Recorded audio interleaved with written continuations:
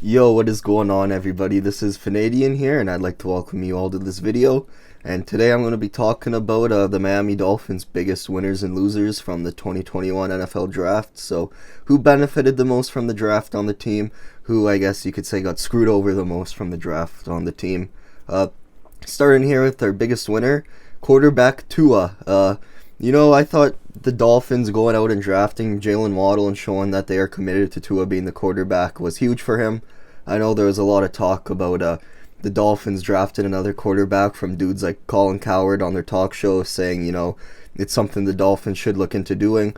But I think, them sticking with Tua is the right move, and them showing that they are committed to him is going to be huge for him this offseason because he's going to be able to come in as the guy this year, have a full proper off season where he could train up and practice, and he's going to have his buddy Jalen Waddle there catching passes from him, who they took at pick number 6.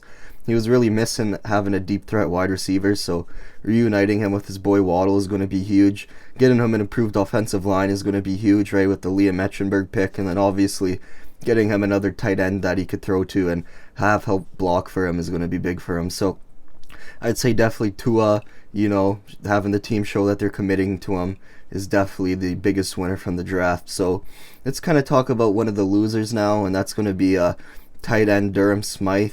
And that's just because with the Hunter Long pick, a lot of people have been talking about how him and Gesicki's contracts, this is their final year. And there's been a lot of talk about how Hunter Long and Smythe are similar tight ends, as they're more of that in-line blocking, conventional style tight end, unlike Gesicki, who's a more pass-catching tight end. I've seen a lot of people talk about how they're going to use Hunter Long and Gesicki as a combo in 12 personnel formations, but it seems like no one's really talking about Smythe anymore. And it really seems like, with this Hunter Long pick coming in, if Hunter Long plays good, I could see them letting Smythe walk at the end of the season here, which kind of sucks because last year we definitely saw him step up a bit into a bit of a bigger role.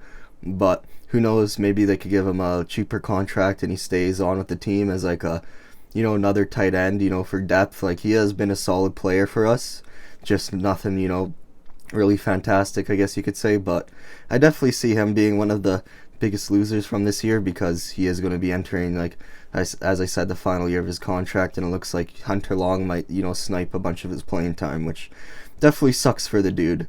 So, going back to another winner of the draft, I got Emmanuel Ogbah here, pass rusher, defensive end, and the reason why is because I think adding Jalen Phillips to this defense and lining him up on the other side of Ogbah is going to be huge for Ogbah. It's going to help open him up a lot more to get a lot more sacks. You're not going to be able to double team the guy if you have Jalen Phillips tearing it up on the other side of your defensive line.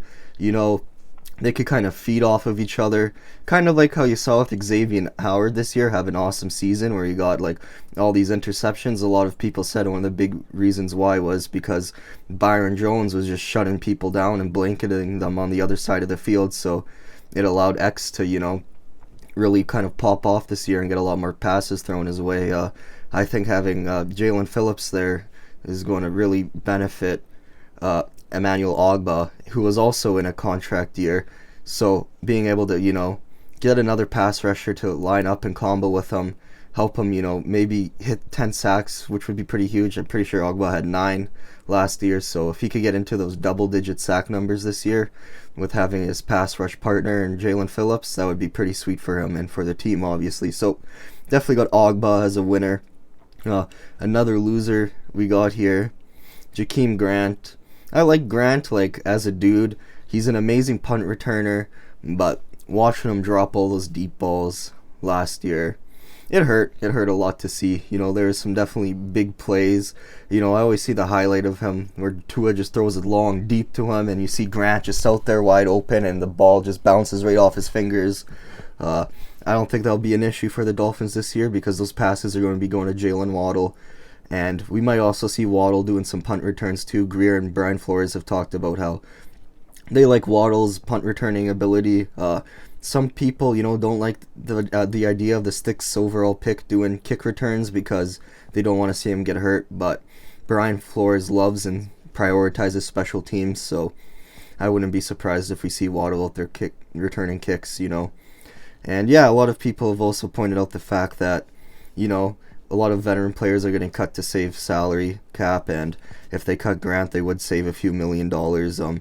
I guess you could also just kind of throw in any wide receiver that would have been competing for that number 3 wide receiver spot with the Waddle pick coming in, right? Like Albert Wilson and Preston Williams, could have had a shot to step in as that number 3 wide receiver, but now I guess they're all just going to be competing for that number 4 spot. So definitely got them kind of on the draft losers list here.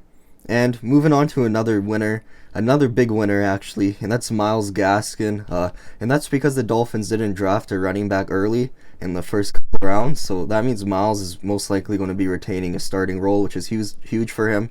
He's going to be able to come in here and try and prove that he can be the main guy for the Dolphins. I thought he did really good last year. He definitely stepped up, and I think getting another chance for him to show that he can continue to be that guy and step up again will be big for him. Same with Ahmed here. If the Dolphins drafted a running back super early, that might have been it for Sullivan, but was it Sullivan or Solomon? Whatever, Ahmed, he's going to be able to get another chance to show that he can improve like Myles did last year, so good for him as well. And then obviously they did draft a running back in the 7th round, Dokes there, but I see him more competing with Malcolm Brown for that bruiser role to kind of combo with Myles instead of, necessarily comboing with Myles for that starting running back role. So that's huge for Myles Gaskin. I know I saw on the fantasy football subreddit all the Myles Gaskin owners were celebrating hard, so we'll see. I'm expecting big things from the guy coming up this year here. And I got one last loser on the list, and that's safety Bobby McCain. And it really pains me to have Bobby McCain on this list because I'm a big Bobby fan. I love me some Bobby McCain, but there's been a lot of talk online about the Dolphins cutting him to clear up some more cap room, right? I think they got to pay him $9 million this year. And then you got Eric Rose only being paid $4, and you see them draft the safety in the 2nd round, Javon Hollins, who is a free safety, who also can play in the nickel, right? That was one of the things people were saying about Bobby is, they can't move him from safety to nickel, but the team is super loaded at that nickel position. And then you also see them bringing in Malik Hooker for an interview, which makes you think maybe they are looking to get rid of Bobby or trade him and bring in a bit of a cheaper safety option. So it sucks to say it, but we might be seeing the end of Bobby McCain in a Miami Dolphins uniform. But I'm really hoping that it isn't that they cut him and they are able to restructure his deal. But then, as you could also say, right, if you have to restructure your deal and give up $5 million or so, then that is something that will kind of end you up on the losers list. And we want to have good vibes on this channel, try and stay positive, so we're going to end it with a winner here, one extra winner than losers, and that winner I have is Coach B-Flow, Brian Flores, and that's just for being able to get a bunch of his dudes on this team, a bunch of his boys, right? Like, one thing Brian Flores always talks about is he wants football guys. He's drafting guys mainly off of their personality, not so much always over their talent, right? They've said they're willing to draft a less talented player if it means they could get a guy with that Miami Dolphins mentality, that culture they're trying to build.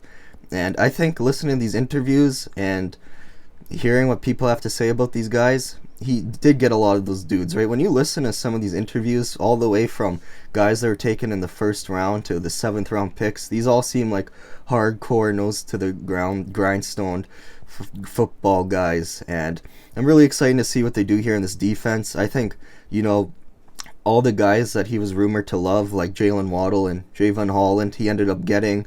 I think, he's going to love having Phillips and Holland on this defense, and he's going to be able to, really help use these guys to take this defense to another level. And I've been seeing him get a lot of praise online for this draft, so good thing for him. He definitely came out of this as a winner, and I'd say he's definitely one of the biggest winners coming out of this draft on the Miami Dolphins. So let me know what you guys thought of this video.